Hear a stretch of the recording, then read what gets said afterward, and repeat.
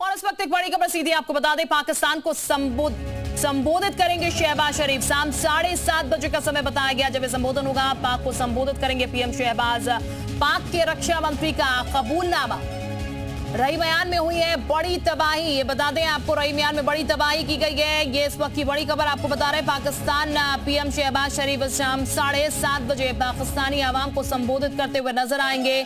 लगातार पाकिस्तान के हमले जो है उनको ध्वस्त किया जा रहा है और ऐसे में पाकिस्तान में भी लगातार भारत जो है वो अब अटैक कर रहा है। वो इसलिए क्योंकि पाकिस्तान लगातार नापाक हरकतें कर रहा है। ऐसे में अब पीएम शहबाज 7:30 बजे क्या कहते हैं और फिर क्या झूठ बताते हैं पूरी देश दुनिया को, ये देखने वाली बात होगी। क्योंकि कई झूठ, कई प्रोपेगेंडे जो हैं वो पहले से सोशल मीडिया के जरिए फैलाए जा रहे हैं, जिसके जरिए झूठ बार बार पाकिस्तान कह रहा है, लेकिन पाकिस्तान का झूठ जो है वो ज्यादा देर टिकता नहीं है और पाकिस्तान बेनकाब हो जाता है। और एक बार फिर से अब 7:30 बजे ये बता दें आपको, जब पाकिस्तानी पीएम अपनी बात रखेंगे तो निश्चित ही कुछ झूठ फिर बोलते हुए नजर आएंगे।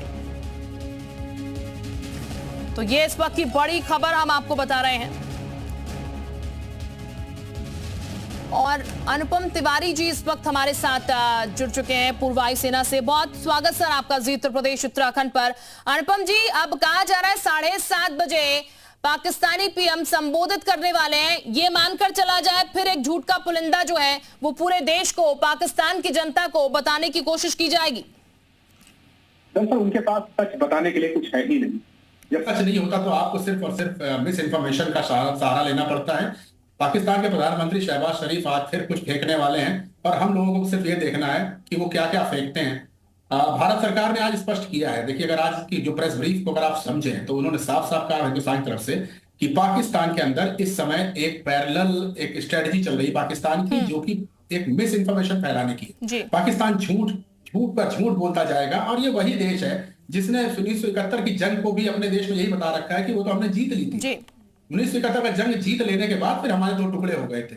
इस तरह की वो बातें बताते हैं, तो उनको बहुत ज्यादा गंभीरता से भारत को नहीं लेना है। लेकिन हाँ, ये बात ये आकलन आपका बिल्कुल सही है कि आपको एक बार झूठ के बहुत बड़े बड़े बॉम्ब फेंके जाएंगे शहबाज शरीफ की तरफ से। पाकिस्तान की आवाम खुश होते रहने दीजिए। पाकिस्तान की आवाम यही सब सोचकर खुश रहेगी कि उनका देश अच्छे तरीके से हिंदुस्तान के खिलाफ लड़ रहा है।